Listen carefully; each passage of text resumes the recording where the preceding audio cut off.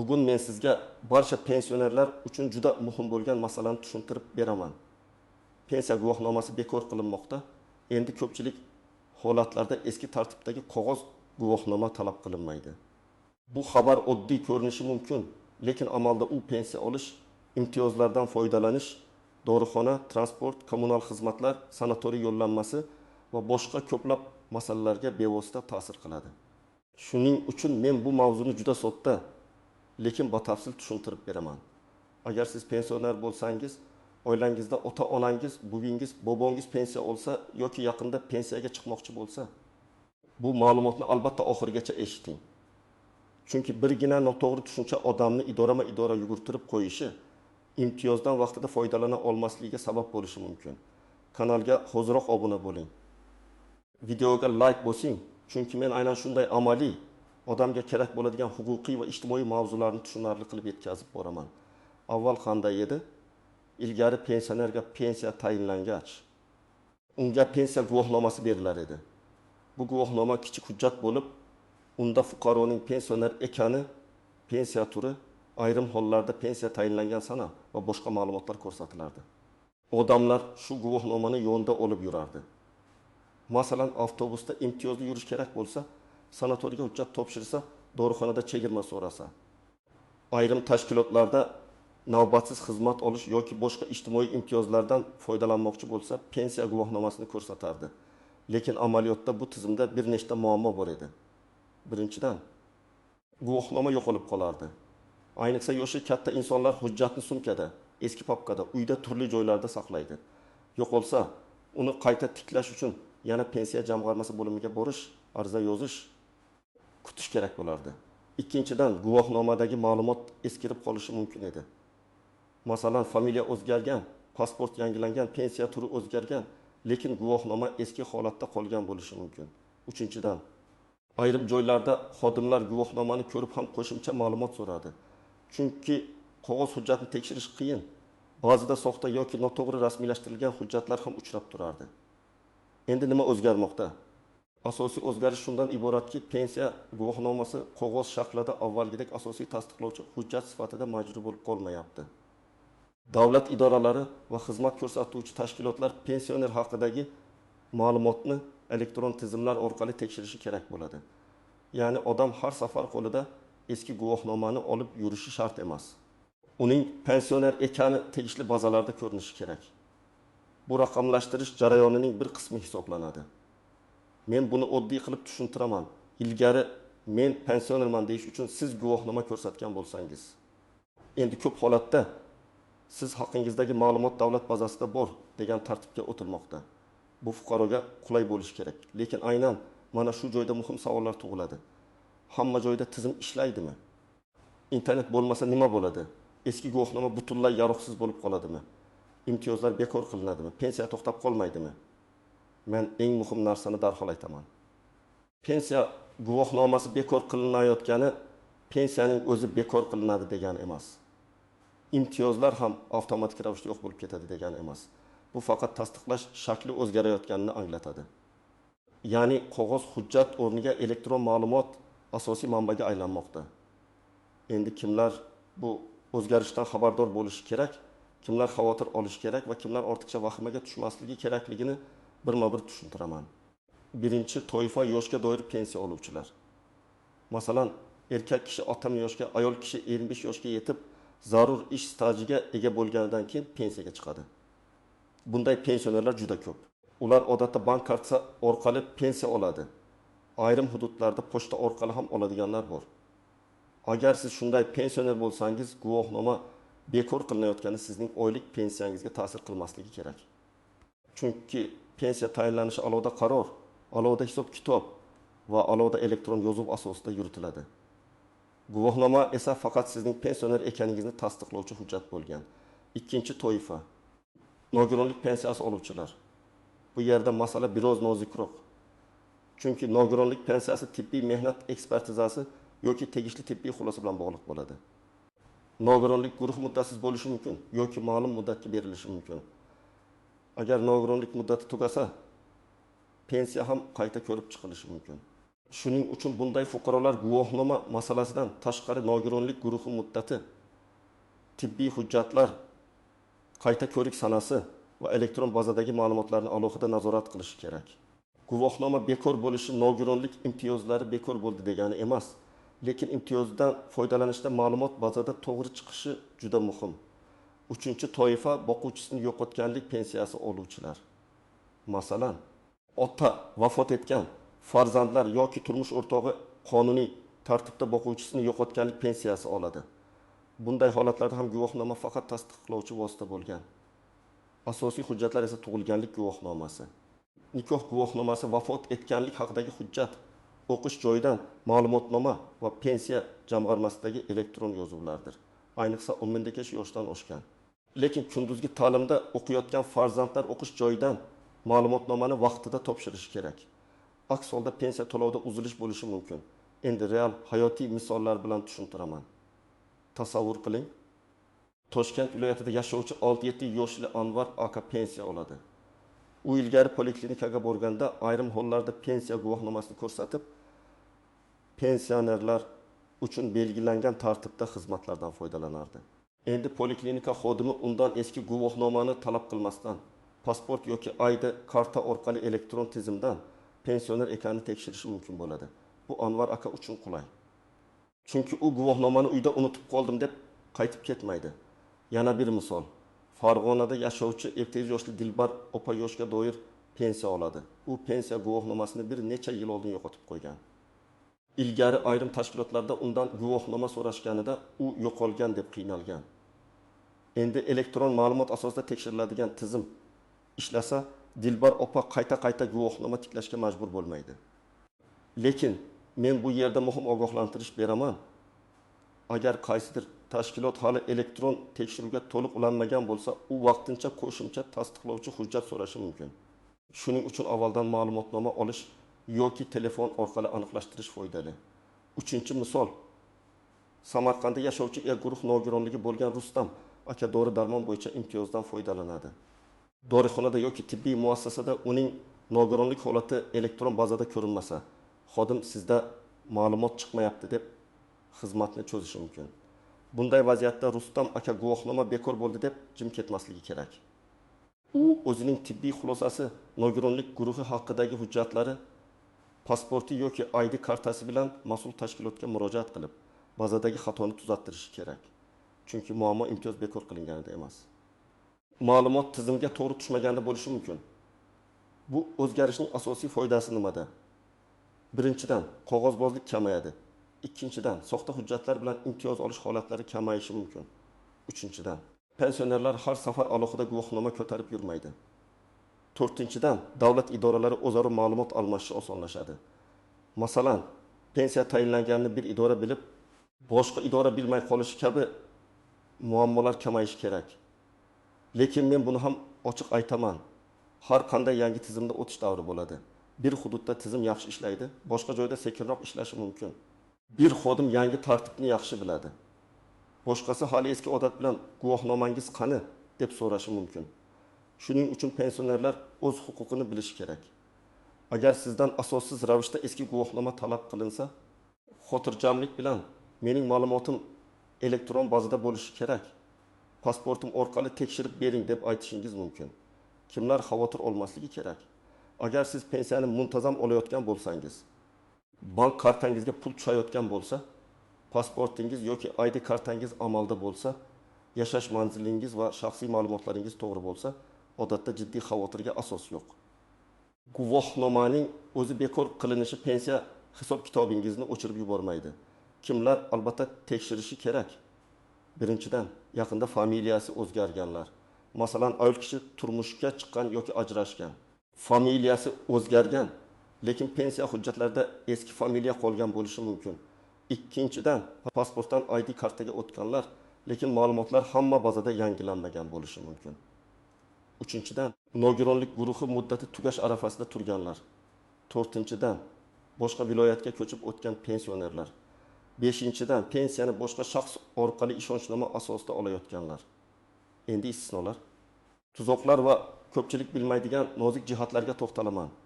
Chunki amalda odamlarni aynan shu joylar qiynaydi. Birinchi nozik jihat. Eski pensiya guvohnomasini darhol tashlab yuborish kerak emas. Ha, yangi tartibda qog'oz guvohnoma asosiy talab bo'lmasligi mumkin. Lekin o'tish davrida, ayniqsa chekka hududlarda ayrim tashkilotlar hali elektron tekshiruvga to'liq o'tmagan bo'lishi mumkin. Shuning uchun agar qo'lingizda eski guvohnoma bo'lsa, uni saqlab qo'ying. Uni yirtmang, tashlamang, bolalarga o'yinchoq qilib bermang.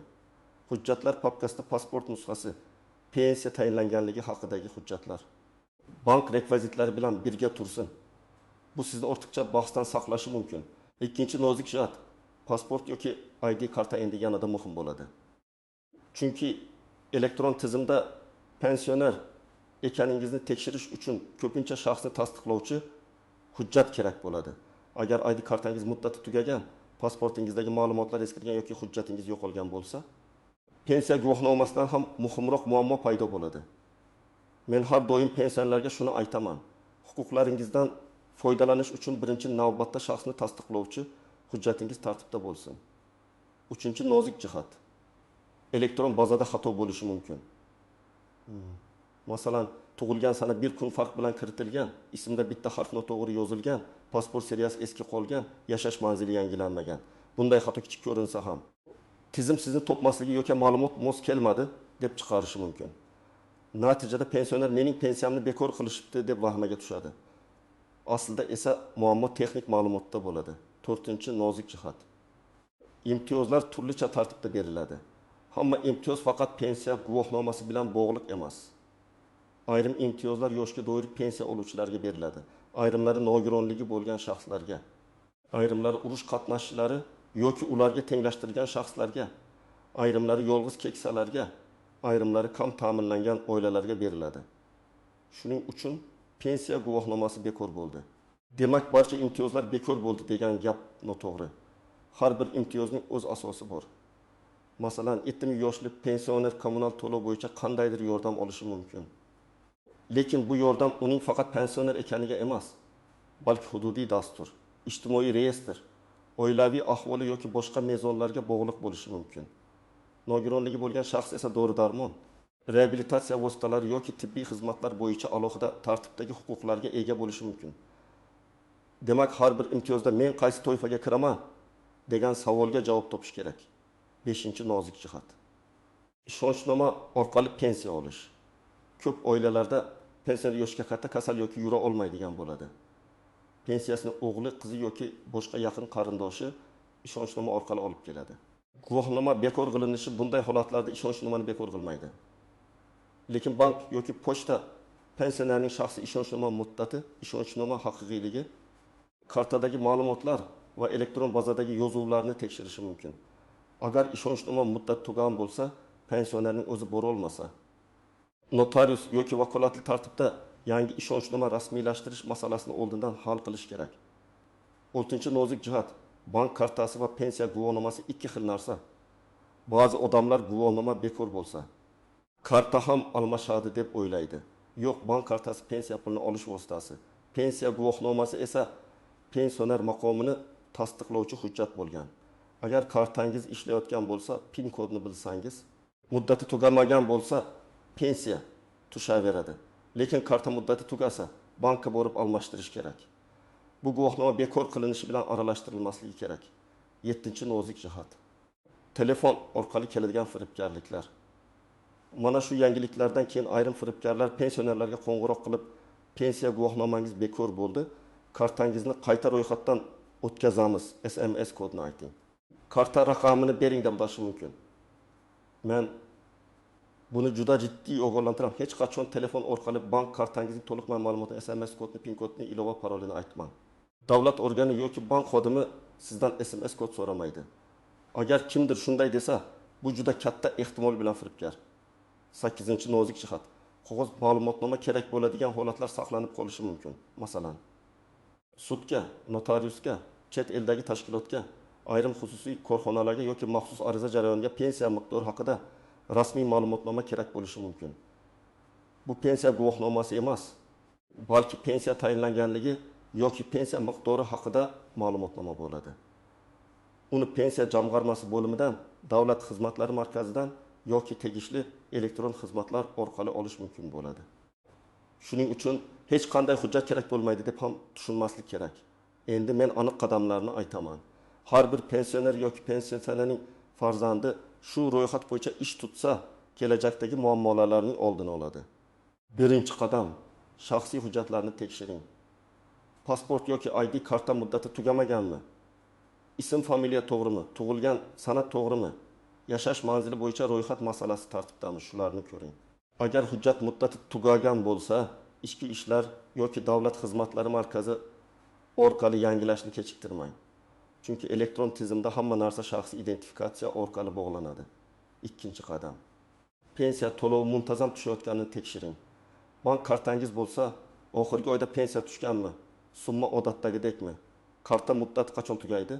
Bank ilovasi yoki SMS xabarnoma ishlayaptimi? Shularni nazorat qiling. Agar pensionerning o'zi telefon ishlata olmasa, ishonchli farzandi yoki yaqin qarindoshi yordam bersin. Lekin karta parollari begona odamlarga berilmasin. Uchinchi qadam, agar imtiyozdan foydalanayotgan bo'lsangiz, qaysi hujjat asosida berilayotganini aniqlang. Masalan, dori-darmon bo'yicha imtiyoz, transportdagi chegirma, sanatoriy yo'llanmasi, kommunal yordam, soliq imtiyozi yoki boshqa xizmat bo'lsa. Bu imtiyoz menga pensioner sifatida berilganmi yoki nogironlik, yosh, ijtimoiy ahvol alohida maqom asosidami deb aniqlashtiring. Shunda biror tashkilot guvohnoma yo'q desa, siz qaysi huquqingizni talab qilayotganingizni aniq bilasiz. 4-qadam, eski pensiya guvohnomasini va barcha hujjatlarni bir papkaga joylang. Papkada pasport yoki ID karta nusxasi, pensiya tayinlanganligi haqidagi hujjatlar, eski guvohnoma, nogironlik bo'lsa tibbiy xulosa, bank rekvizitlari, ishonchnoma bo'lsa uning nusxasi, kerakli telefon raqamlari bo'lsin.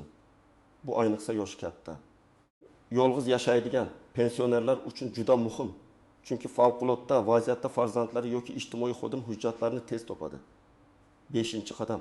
Ma'lumot bazada chiqmasa, darhol yozma murojaat qiling. Og'zaki gap bilan cheklanib qolmang. Agar biror joyda sizga siz pensioner sifatida ko'rinmayapsiz deyishsa, avvalo xotirjam bo'ling. Keyin pensiya jamg'armasining tuman yoki shahar bo'limiga, davlat xizmatlari markaziga yoki tegishli elektron murojaat tizimiga ariza bering.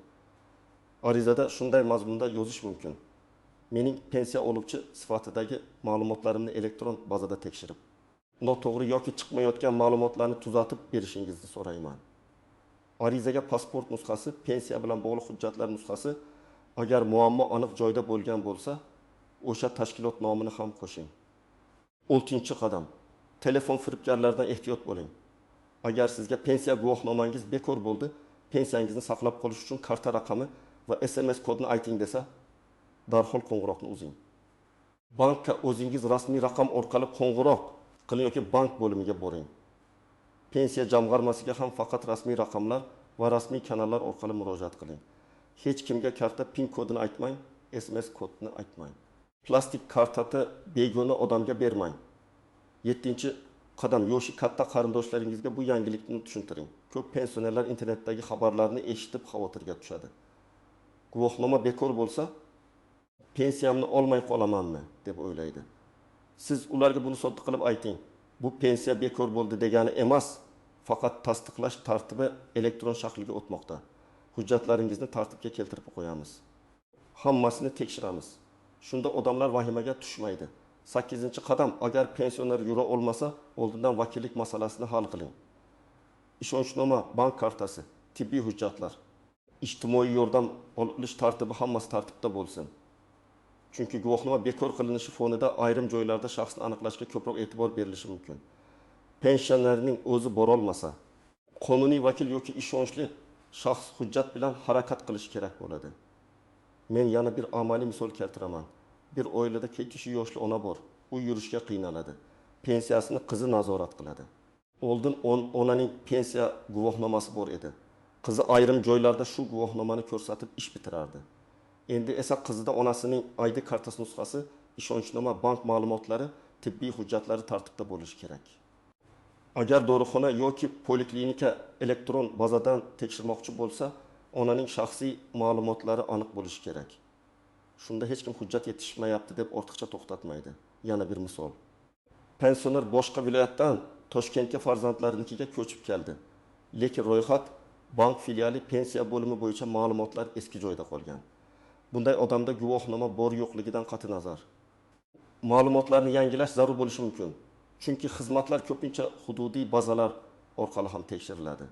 Shuning uchun ko'chib o'tgan pensionerlar eski hujjatlar bilan yuravermang. Mas'ul idoraga borib holatini aniqlashtirgani ma'qul. Agar siz davlat xizmatlari markaziga borsangiz, o'zingiz bilan shaxsni tasdiqlovchi hujjatni oling.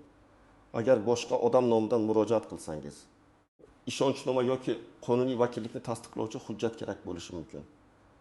Agar pensiya jamg'armasiga borsangiz, pensiya turi qachondan beri olayotganingiz, oxirgi to'lov qachon tushgani, muammo qayerda chiqqani haqida aniq ma'lumot bering.